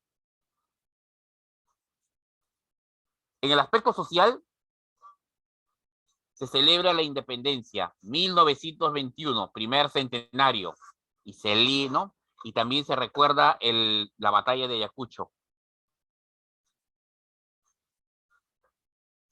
Bueno, hubo modernización. La clase media empezó a incrementar sus filas. Cada vez había más profesionales. Ahora, chicos, esta imagen, ¿qué les recuerda? ¿Notan algo curioso en esta imagen? Es El una uso de foto. mascarillas, Muy bien. ¿Es el Perú afectado por qué enfermedad? la gripe española.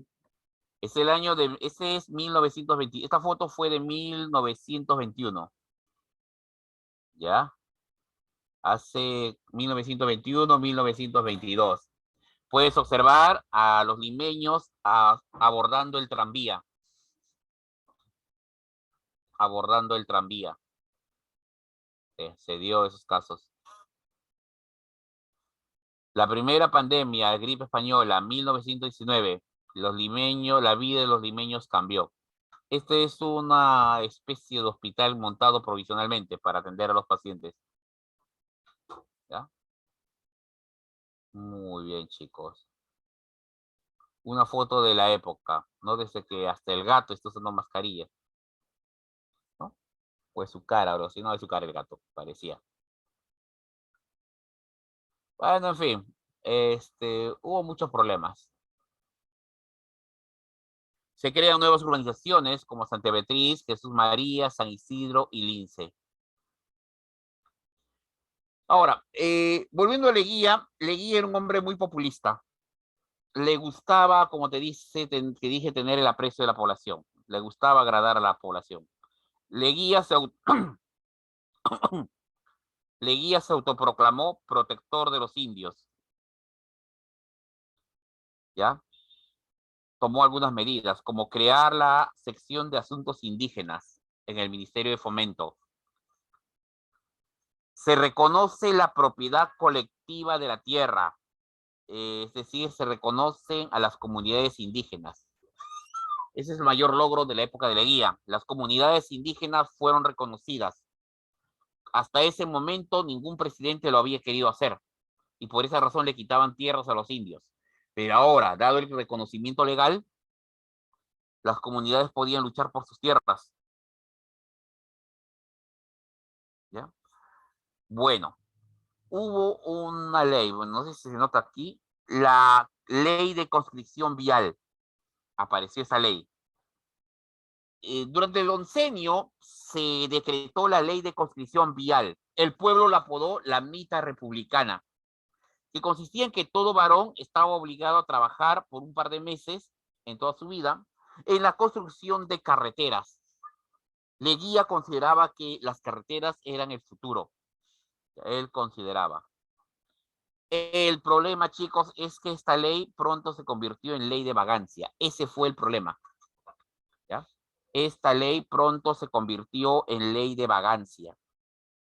Se suponía que todos irían a trabajar, pero en la práctica, aquel joven que no estuviera haciendo nada sería enviado a trabajar. Si no estabas estudiando en el ejército o trabajando, fijo, terminabas aquí.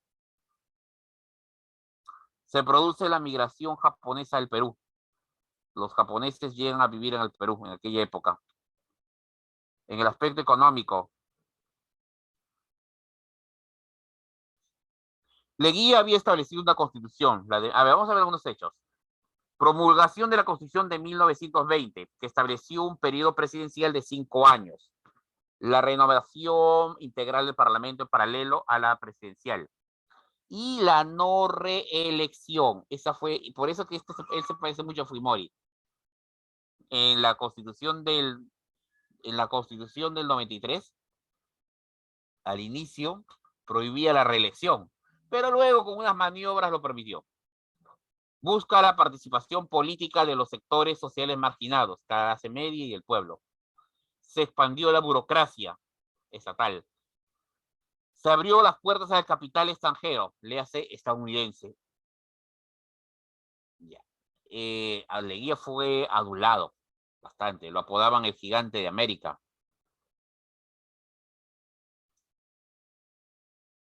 Acá su constitución, ¿no?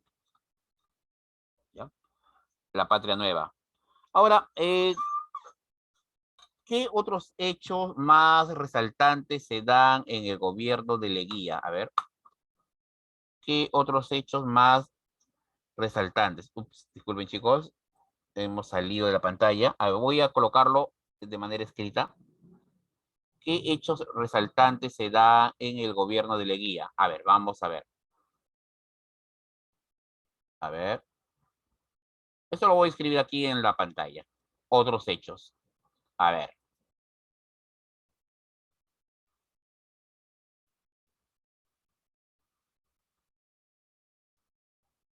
Ya. Vamos a ver. Por ejemplo,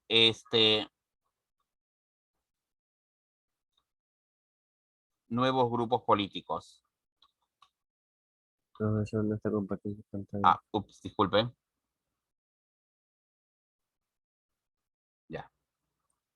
Ahora sí. Aparecieron dos nuevos grupos políticos. Ya, voy a mencionar a dos personajes. En realidad, aquí voy a mencionar a dos personajes.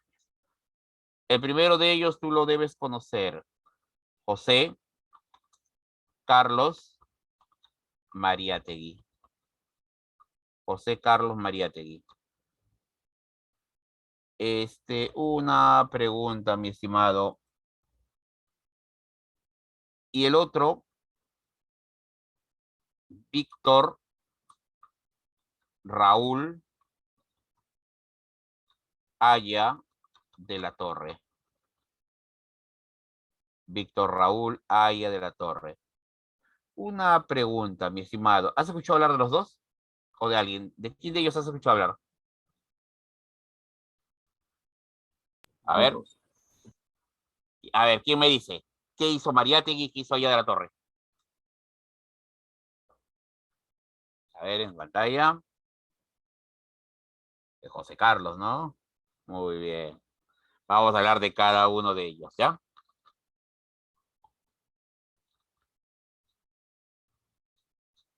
Entonces que a Mariátegui lo llamaron el Amauta, ¿no? El Amauta peruano. Vamos a ver. Fundó el Partido Socialista Peruano. En la actualidad se le conoce como Partido Comunista Peruano. Él es el primero. Muy bien, así es, periodista. Fue periodista. El término correcto para definir a Mariátegui sería autodidacta. Él no fue a la universidad, pero era un autodidacta. ¿Ya? Su obra célebre, chicos, ¿cuál es la obra? ¿Cuál es su obra? Los 7 ensayos. Los 7 ensayos. Los 7 ensayos. El otro es Víctor Raúl Haya de la Torre. ¿Qué fundó el jóvenes? Alianza Popular. Muy bien, fundó la Alianza. ¿Qué más? ¿Cómo se llama? Revolucionaria Americana. Muy bien, Revolucionaria Americana. Muy bien. ¿Cómo se llama este partido? Tú lo conoces. A ver, un ratito, ¿no? A ver, si lo sacas. Abra. Exacto. El APRA. Hey, ¿qué pasa aquí? Ya está. El APRA. En México. En México.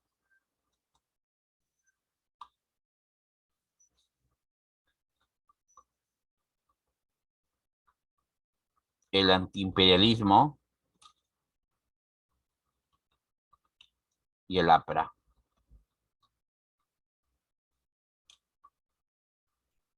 Ya.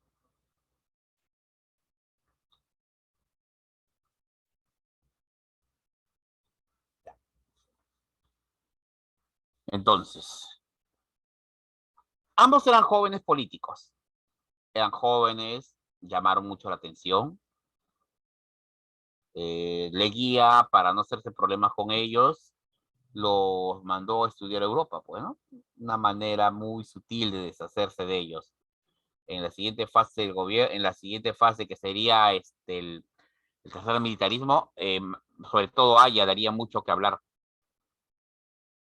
Sobre todo Haya de la Torre daría mucho que hablar. Ya.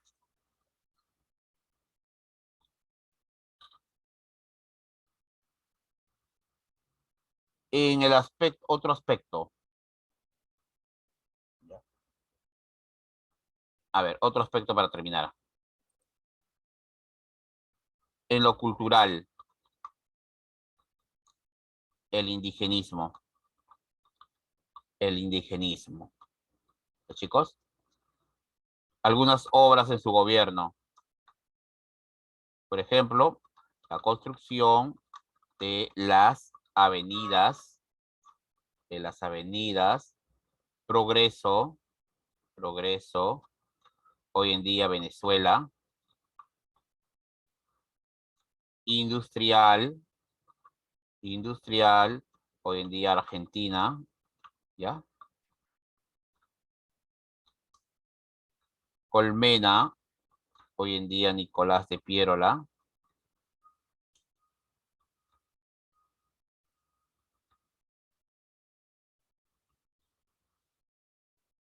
¿Ya? Leguía, la avenida Leguía.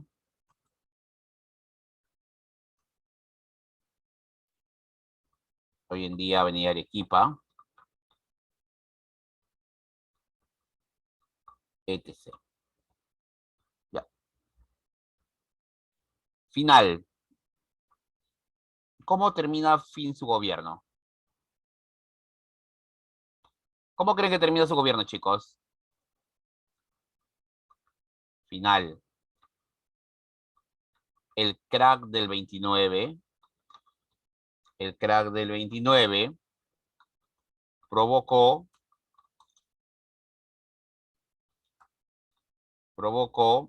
la Gran Depresión. La Gran Depresión. Esta afectó la economía y debilitó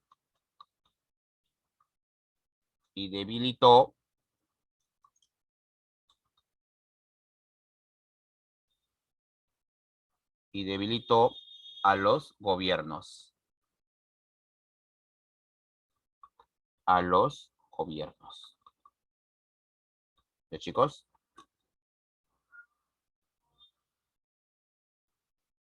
Muy bien, debilitó a los gobiernos.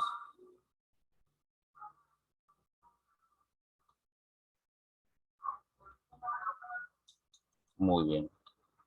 Pronunciamiento en Arequipa. Luis Miguel Sánchez Cerro. Luis Miguel Sánchez Cerro. Ya está. Caída de Leguía. Bueno. Ok, chicos. Así es, la Gran Depresión. Fue terrible, chicos. La economía mundial se derrumbó. Bien. Vamos entonces, jóvenes, a terminar las últimas preguntas. Vamos a terminar las últimas preguntas. Vamos a compartir. Y nos vamos a las últimas preguntas para acabar, ¿ya? A ver, aquí está. Compartamos. Compartir, ya. Un cambio significativo en la vida política peruana en comparación con la República Aristocrática fue la supresión de la clase media, la presencia de partidos fascistas, el desplazamiento del partido, la inclusión de analfabetos. Hey, ¿qué estoy haciendo? Ya está. El desplazamiento del partido civil. El partido civil fue desplazado hasta su desaparición. Chicos. Las 7.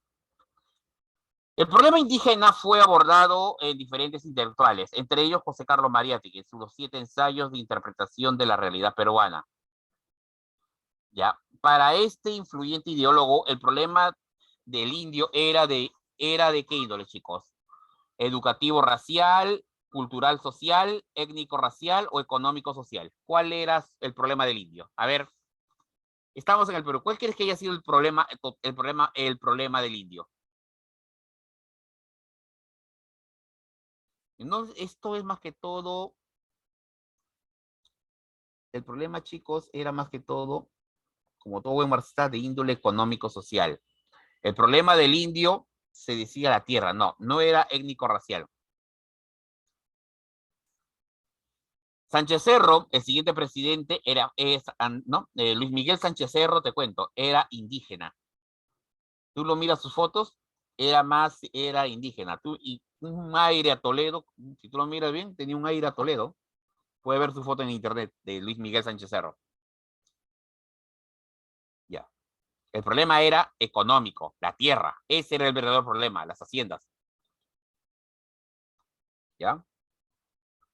A ver, el tratado de limítrofe firmado por el segundo gobierno de Leguía fueron durante la cuestión por la cesión territorial, realizados con Chile.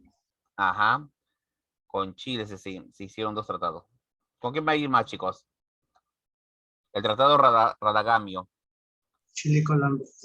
Chile y Colombia. Con ellos 2. El de Colombia fue el de Chile, ya, no se pudo, pero con Colombia sí fue todo para pelearse con Leguía. Lo hubieran sacado si no fuera así por el crack. El siguiente cuadro sobre exportaciones peruanas corresponde. ¿Cuál es la alternativa? A ver, vamos a ver las exportaciones. Valor expresado en millones de soles. Muy bien, valor expresado en dólares, miren. En el 29 crece y luego comienza a caer. Y vuelve a crecer. 27 aumenta en el 28, 29, ¿no? Cae en el 30 y comienza poquito a subir. Ya. La crisis 29 generó un aumento, no. La crisis 29 generó incremento, no. El inicio de la década del 30 se incrementa, no. Provocó la caída. Si te das cuenta, la crisis del 29 provoca la caída. Mira, en el 28, en el año 28, si tú observas, estamos números altos. Pero en el 20, ¿no? En el 29, un poquito ya comienza a verse el problema. Y cuando llegamos al 30, todo se derrumbó. ¿Ya? Se derrumba. Los precios han caído. El factor decisivo que aceleró el derrocamiento de Leguía, ¿cuál fue, chicos? La La A. Muy bien, mi estimado.